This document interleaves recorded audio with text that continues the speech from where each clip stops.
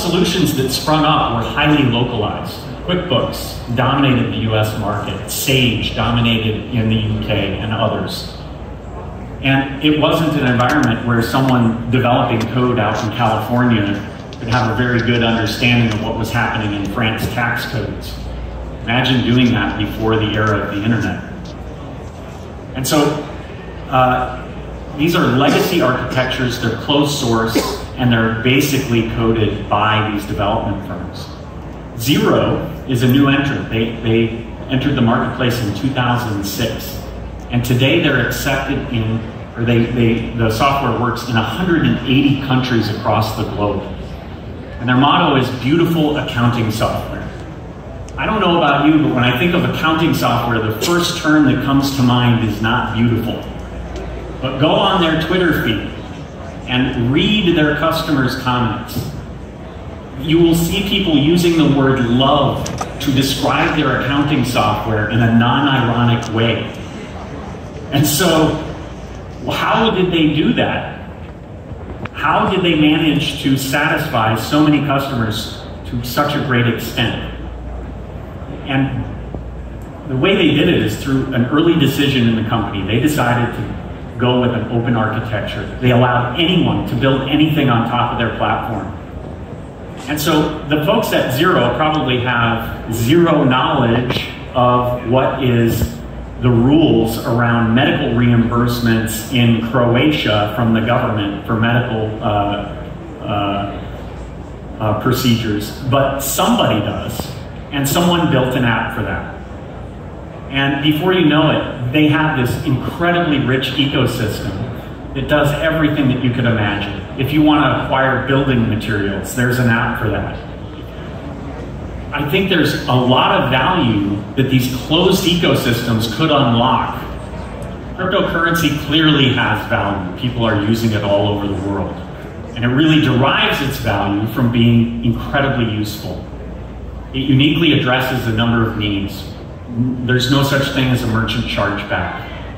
It can do microtransactions very efficiently. A Dash transaction costs about 1/10 of a cent. There's no such thing as crossing a border. It's peer-to-peer. The system doesn't know borders. And it allows secure transactions online. You don't have to hand over your payment credentials. If I pay you online, you can't use that information in any way. And settlement times are very fast. But first generation cryptocurrencies have some serious flaws, and they look a lot like the legacy payment system.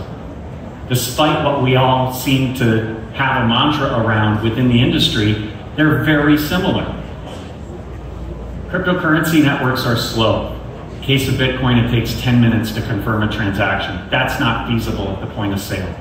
They're not very scalable. When these networks become congested, like we've seen at times with Bitcoin and Ethereum and others, prices go up as people compete for that limited space. They're prone to error. If I have to enter a cryptographic address in order to transact, I could be copying the wrong one, or one that my friend no longer uses in a wallet that they shut down, and that money just goes into the ether. There's a low level of customization. These protocols are very structured, and there isn't much that you can do around that. There's a op return code at the end of Bitcoin transactions. It's 80 bytes long. You can't define it in any way or restrict that data. And so you can't really build anything on top of them without some type of service sitting in the middle. Well, what about smart contracts? Doesn't that solve most of these issues? And I would say that smart contracts are brilliant. They do solve certain use cases. They essentially create unstoppable code. But I think that smart contracts are over-engineered for most business solutions. And I think that there are very few use cases where this is the best possible payments architecture. And I'll explain some of the reasons why here. The first is that you can't access these networks through a standard API. You have to use some type of service, or you have to be holding a copy of the software yourself in order to interact with the network. And that's very expensive. Essentially what smart contracts are is a giant supercomputer that is extremely reliable. It can't be stopped, but it is slow and it's expensive to use. And those aren't good attributes for a lot of use cases.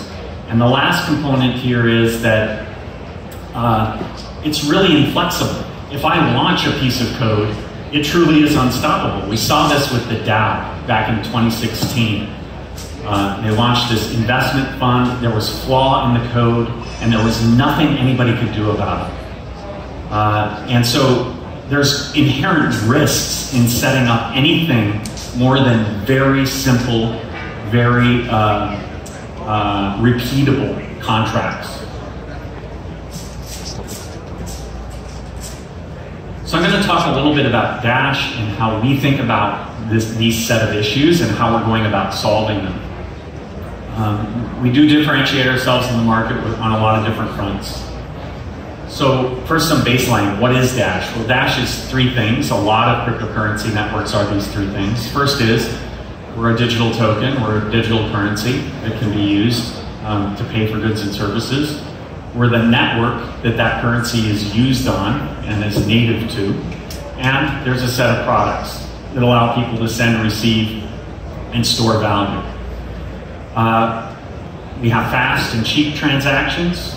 It's very scalable. We just concluded research with Arizona State University on the Dash network specifically, showing that we can scale to about half of PayPal's current transaction volume without changing our architecture or even improving our hardware that the community members run. We're doing over 1 million transactions per quarter at this point, and we have enhanced governance and self-funding, which I'll talk more about in a minute. We also have a long track record of innovation in the industry. We were the first to introduce the concept of masternodes, which are now used in hundreds of cryptocurrency projects. We're the first to introduce instant transactions. These transactions take place about as fast as a credit card transaction, and that makes Dash useful at the point of sale, where 97% of commerce still happens. Only 3% is online. And private send. We're the first to introduce a privacy feature. It allows you, this is an optional feature that allows you to send money to a recipient and shield your remaining balances from them, and also some of your transaction history. There are other innovations as well, probably the most important of which is our governance and self-funding model. So Dash was the first decentralized autonomous organization. It launched back in 2015 on our blockchain, and it allows our masternodes to effectively vote on the network. They can vote on strategic decisions, and they can vote on our treasury. We're also the first cryptocurrency to recognize that there's more than one need to running a payment network. You don't just need miners. You don't just need security. You also need developers, legal work, marketing, all of the things a normal business would need in order to operate. And so we split our reward. 45% goes towards mining, 45% towards masternodes, or the running of our infrastructure. These are the servers that relay messages around the network, keep full copies of the blockchain, and facilitate instant send and private send transactions. And the last 10% goes into what we call treasury. This is everything else. Anyone in this room can put a proposal up to the Dash network to receive funding and describe the project that they propose. And if the masternodes vote for it, the highest ranking proposals pay out first to that treasury until that monthly treasury system is depleted. And every month there is a vote. This is where Dash Core Group and all the other teams working for Dash receive their revenue in order to operate. And so it's just a much more efficient means of incentivizing all the needs that the network has. Our next major project that we've been working on for quite some time is Evolution. Evolution is our next major release. And we shared this slide on our most recent quarterly call, kind of giving an overview of the architecture. We're adding new layers to the Dash network, and we're changing the way that the blockchain actually works. We'll retain all of the traditional transactions that you're used to seeing, just like you would with Bitcoin. But we're adding a new concept. It's called data contracts. It's very different from what you're probably familiar with smart contracts. The big difference is that the application execution takes place outside of the network, and the network itself can hold the data that the application uses and allow the applications that are interfacing with our network to access that data through an API. We all want cryptocurrency to become the money of the internet, but you're not operating on the internet until you're operating in HTTP. If you're not operating in HTTP, you're being blocked by a corporate firewall, or you're using a protocol that's infrequently used for this purpose. And so we're going to add a decentralized API on the top that will reside on the masternode network, and you as a user will have your application access the network through multiple APIs at one time. So it's the same thing as running a full node. You'll be able to validate the data against multiple different nodes on the network. And these aren't just any nodes. These are nodes that are invested in Dash and have no incentive to attack the network. Now, what is the application for this? Why are we doing all of this? Well, the answer is we want our network to be extensible. We want people to build applications to ride on top of the Dash network, and it's the first time any cryptocurrency is doing this. If you have legacy infrastructure or legacy applications, you don't want to have to rewrite that code. You just want to interface with the payment method of your choice, and you want to be able to do it in a highly customized manner. So that could be anything. You could store PO numbers associated with your transactions. You could use it to store medical records. You could use it to store bills of lading or data on the location of goods at the time that the payment was made. You could build gaming applications that integrate Dash as a payment method, shopping cart, and we'll talk more about how the shopping cart experience can be improved through this methodology. And we're going to be rolling out our own applications too, the first of which is going to be Dash Pay. And I'll go into detail on the next slide on that. So here's the big difference. The data is not being stored on the blockchain. It's being stored in the masternode network. And it doesn't need to be stored thousands of times. It needs to be stored a couple dozen times to provide redundancy. That makes it much lower cost. And it will nonetheless be immutable data because we'll take a small hash of that data and put it on the blockchain so that you can prove that data hasn't been altered. And that allows this to be much more scalable and at much lower cost than a smart contract. Smart contracts are over-engineered for most solutions. And if what you need to do is simply store a PO number or validate whether or not something is valid, this is a much better solution for most of industry. Now, Dash Pay will be the first application. We're going to roll it out in parallel with the Evolution platform. What it's going to allow you to do is to create a username on the blockchain itself. There are usernames in smart contracts, but they're contract specific. This will be a universal username that you will have on the Dash network. And that'll create a much more account-like experience. You won't have a wallet that resides on a device. You'll have an account that resides within the Dash network. It'll provide a payment experience that you're much more used to with centralized services like PayPal or Venmo. It's going to allow you to interface with others using their username instead of a cryptographic address. When a payment comes to me, it will say that it's from Bob. And when I make a payment to someone else, it'll say that it's from Ryan. The user experience will be the same regardless of what device I access the network through. So if I accept a friend request from Bob on my tablet, when I go over to my mobile device, I will be able to see that Bob is in my contacts list.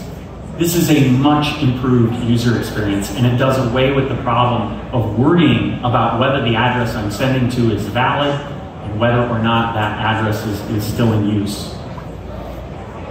It also allows me to store data on myself in the network. I can store my shipping address, my phone number, and my email address.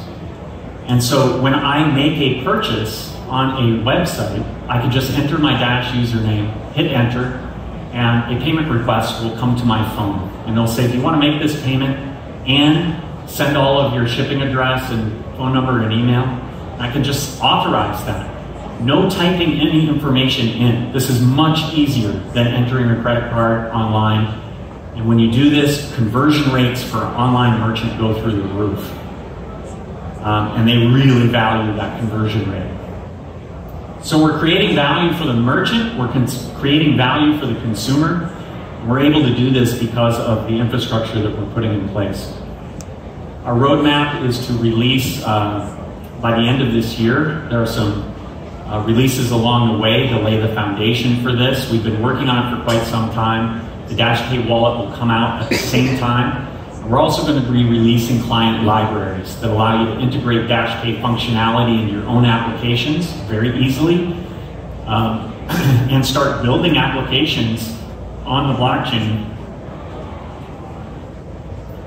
Even without this functionality, Dash has been experiencing incredible growth. Our transaction counts have been going up even as market caps in the industry have come down. And that stands in contrast to the rest of the industry. Normally, you see a high correlation between those two. And my hypothesis is most of the use of these networks is for traders and speculators. And so I believe what we're seeing is actual adoption taking place. And it's because of instant send, primarily, that we're seeing adoption. We've grown our merchant base by about 250% since February. And in particular, Venezuela has been growing very, very quickly. We're at about 800 merchants in Venezuela and picking up about 200 a month. I believe when this platform launches, we're going to see that growth rate accelerate. Now, in conclusion, I think that there's a lot that can be learned from other industries. I think that we aren't taking a hard enough look at what we are doing in the industry, and we're accepting too many of the flaws of legacy payment systems. And I think that if we really want to unlock the value beyond the items that cryptocurrency already has, there is massive value in making these platforms open architecture. And no one is doing it yet. And I think that Dash is really going to be the first test case for this. And we'll see how people can actually leverage it to create new user experiences and really, take cryptocurrency to the masses through a better user experience for the merchants and the consumer. So if you want to learn more about the Dash project, you can go to dash.org. You can watch our most recently released quarterly call. It was just last week. Go over a lot of our strategy and some of the plans that we have in place, and that's available on our YouTube channel. So thank you very much. I hope you learned something.